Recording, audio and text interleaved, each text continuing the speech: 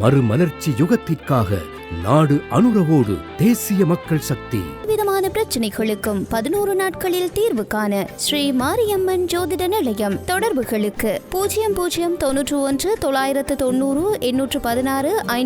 மாகாண சபை தேர்தலை மிக விரைவில் நடத்துவோம். யாழ்ப்பாணத்தில் சஜித் உறுதி. ஊழல் தொடர்பான தெளிவான பார்வையில் அனுரகுமார.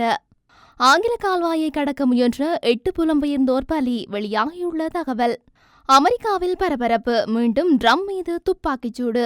ரணில் நாடாளுமன்றை கலைத்தால் ஏற்பட போகும் ஆபத்து. இலங்கையின் மீட்சிக்கு ஒரே வழி. தமிழர் தரப்பிலிருந்து வெளியான அறிவிப்பு. ஆயுதம் தாங்கிய சகல படையினருக்கும் ஜனாதிபதி பிறப்பித்துள்ள உத்தரவு. மக்கள் நமக்கு ஆணை தந்தால் ஒன்றிணைந்த நாட்டுக்குள் அதிகார பகிர்வுக்காக குறுகிய காலத்துக்குள் மாகாண சபை தேர்தலை நடத்துவோம். மாகாண சபைகளுக்கான அதிகாரங்களை மத்திய அரசு எடுத்துக்கொள்ள அனுமதியில்லை.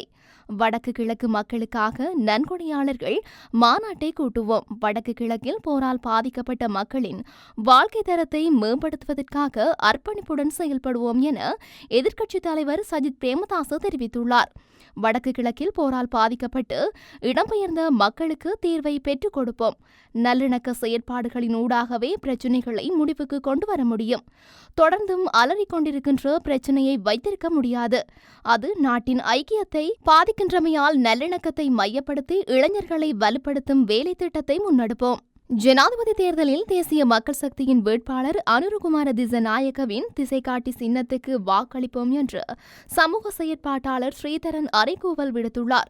இது தொடர்பில் அவர் வெளியிட்டுள்ள அறிக்கையில் மேலும் குறிப்பிட்டுள்ளதாவது, இலங்கையில் வறுமை வேலையின்மை எங்கும் ஊழல் எதிலும் ஊழல் தொடர்பான தெளிவான பார்வை அனுரகுமார திசநாயக்க தலைமையிலான தேசிய மக்கள் சக்தியினரிடம் உண்டு. சாதாரண மக்களின் கல்வி, சுகாதாரம், உணவு, வீடு, நிலம் தொடர்பான கரிசனைகள் அவர்களுக்கு இருக்கின்றன.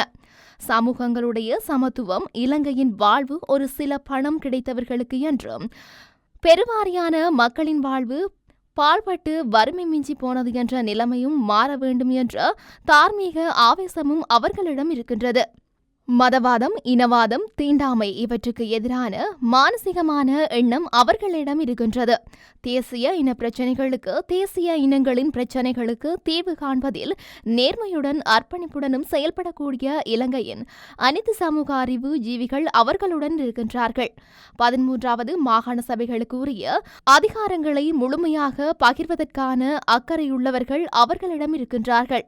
குடிப்பரம்பலை மாற்றியமைக்கும் குடியேற்ற திட்டங்களை அனுமதிக்க போவதில்லை என்று தேசிய மக்கள் சக்தியினரின் தேர்தல் விஞ்ஞாபனத்தில் தெரிவிக்கப்பட்டுள்ளது. பிரான்சிலிருந்து பிரித்தானியாவுக்கு ஆங்கில கால்வாயை கடக்க முயன்றபோது சிறு படகு ஒன்று கவிழ்ந்ததில் 8 புலம்பெயர் மக்கள் மரணமடைந்துள்ளதாக சர்வதேச ஊடகங்கள் தெரிவித்துள்ளன. குறித்த விபத்தானது நேற்றைய தினம் இடம்பெற்றுள்ளது. சிறு படகுகளில் பிரித்தானியாவுக்கு படையெடுக்கும் புலம்பெயர் மக்களை கட்டுப்படுத்தும் நோக்கில் பிரித்தானியா மற்றும் பிரான்ஸ் அரசாங்கங்கள் பல ஆண்டுகளாக போராடி வருகின்றது. பிரான்சிலிருந்து சட்டவிரோதமாக பிரித்தானியாவுக்குள் நுழையும் பொருட்டு பல ஆயிரம் யூரோ தொகையை ஆட்கடத்தல் நபர்களுக்கு செலவிட்டு சிறு படகுகளில் இடம் பிடிக்கின்றனர். இந்த விபத்தானது படகு புறப்பட்ட சில மணி நேரத்திலேயே நடந்துள்ளதாக பிரான்ஸ் அதிகாரிகள் தெரிவித்துள்ளனர்.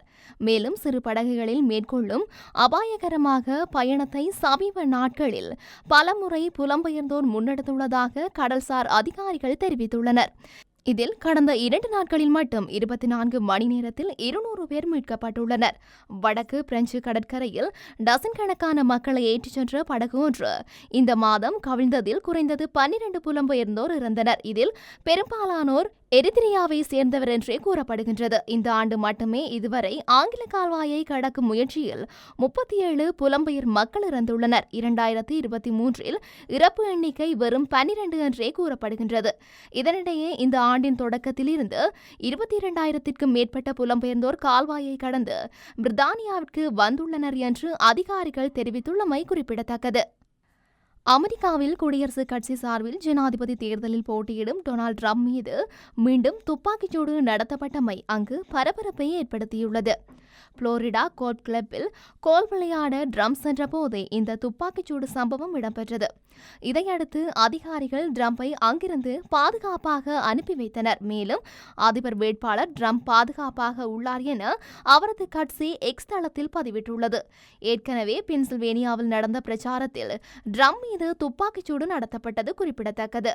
டொனால்ட் ட்ரம்பின் மகன் டொனால்ட் ட்ரம்ப் ஜூனியர் எக்ஸ் தளத்தில் வெளியிட்ட பதிவில் புளோரிடாவின் வெஸ்ட் பால்ம் பீச்சில் உள்ள ட்ரம்பின் கோல்ஃப் மைதானத்தில் துப்பாக்கிச்சூடு நடத்தப்பட்டதாகவும் சந்தேக நபர் ஒருவர் கைது செய்யப்பட்டுள்ளதாகவும் தெரிவிக்கப்பட்டுள்ளது. 2 மாதங்களில் ட்ரம்ப் மீது நடத்தப்பட்ட 2வது தாக்குதல் முயற்சி இது என்பதால் அமெரிக்காவில் பரபரப்பு ஏற்பட்டுள்ளது. இந்த சம்பவம் குறித்து அதிபர் ஜோ பைடன் மற்றும் துணை அதிபர் கமலா ஹாரிஸ் ஆகியோருக்கு தகவல் அளிக்கப்பட்டதாகவும் அவர் பாதுகாப்பாக இருப்பதை அறிந்து நிம்மதி அடைவதாகவும் வெள்ளை மாளிகை வெளியிட்டுள்ள அறிக்கையில் தெரிவிக்கப்பட்டுள்ளது. ஜனாதிபதி ரணில் விக்ரமசிங்கே நாடாளுமன்றை கலைத்தால் அது பெரும் ஆபத்தாக முடியும் என தேசிய மக்கள் சக்தி எச்சரிக்கை விடுத்துள்ளது. இது தொடர்பாக தேசிய மக்கள் சக்தி ஊடக சந்திப்பில் ஜனாதிபதி சட்டத்தரணி உபுல்குமார பெரும தெரிவிக்கையில், ஜனாதிபதி தேர்தலுக்கு பின்னர் ஜனாதிபதி ரணில் விக்ரமசிங்கவினால் நாடாளுமன்றம் கலைக்கப்பட்டால் புதிய ஜனாதிபதி நாட்டை ஆட்சி செய்ய அரசியலமைப்பில் ஏற்பாடுகள் உள்ளதாகவும் அது மக்களுக்கும் நாட்டுக்கும் பாதகமான விளைவுகளை உருவாக்கும் எனவும் அவர் குறிப்பிட்டுள்ளார். எனினும் ஜனநாயக கட்டமைப்பிற்குள் தேர்ந்தெடுக்கப்பட்ட புதிய ஜனாதிபதிக்கான அதிகார பரிமாற்றம் மக்களுக்கு எதிர்மறையான விளைவுகளை ஏற்படுத்தாமல் ஜனநாயக ரீதியாக நடைபெற வேண்டும் என்று அவர் கூறினார். யாழ்ப்பாணத்தில் ஒரு தேர்தல் பிரச்சார கூட்டத்தை நடத்துவதற்காக தென்னிலங்கை வேட்பாளர்கள் 10 கோடியை செலவழிப்பதாக முன்னாள் நாடாளுமன்ற உறுப்பினர் சுரேஷ் பிரேமச்சந்திரன் அதிர்ச்சி தகவல் தெரிவித்துள்ளார். எனவே இவ்வாறு செலவழிக்கும் பணத்தை அவர்கள் ஆட்சிக்கு வந்ததும் ஊழல் செய்தே மீட்பார்கள் எனவும், எனவே இந்த நாட்டில் ஊழலை ஒழிப்பது இயலாத காரியம் எனவும் அவர் தெரிவித்துள்ளார். அத்துடன் தேர்தல் பிரச்சார மேடைகளில் பல்வேறு வாக்குறுதிகளை அவர்கள் அளித்தாலும் ஆட்சிக்கு வந்தவுடன் அவர்களால் உடனடியாக எதையும் செய்ய முடியாது எனவும் அவர் குறிப்பிட்டுள்ளார். எனவே நாட்டில் பொருளாதாரம் ஸ்திரப்படுத்த வேண்டுமாக இருந்தாலும் முதலீடுகளை அதிகரிப்பதாக இருந்தாலும் முதலில் இனப்பிரச்சினை தீர்க்கப்பட வேண்டும் என அவர் மேலும் தெரிவித்துள்ளார். நாட்டில் ஏற்படக்கூடிய எந்தவொரு அவசர நிலையையும் எதிர்கொள்வதற்காக போலீசாரையும் ஆயுதப்படையினரையும் இணைத்து அவசர கால திட்டம் ஒன்றை தயாரிப்பதற்கு ஜனாதிபதி பாதுகாப்பு பிரதானிகளுக்கு அனுமதி அளித்துள்ளதாக தெரிவிக்கப்படுகின்றது.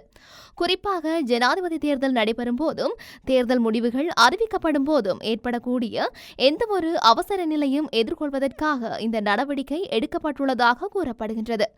அவசர நிலை ஏற்படக்கூடும் என பாதுகாப்பு சபை சட்டத்தின் போது பாதுகாப்பு பிரதானிகள் ஜனாதிபதியிடம் சுட்டிக்காட்டியமையே இதற்கான காரணமாகும்.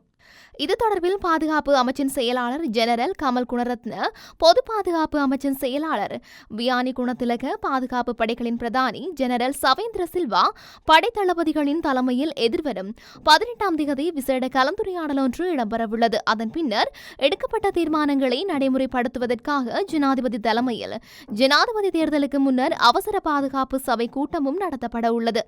இதேவேளை எந்தவொரு அவசர நிலையிலும் போலீசாருக்கு உதவியாக ராணுவத்தை நிலைநிறுத்துவது குறித்து, அவசர நிலையில் ராணுவம் தனது அதிகாரங்களை எவ்வாறு பயன்படுத்துவது என்பது குறித்து சட்டமா அதிபரிடம் ஆலோசனை நடத்த நடவடிக்கை எடுக்கப்பட்டுள்ளதாக தெரிவிக்கப்பட்டுள்ளது.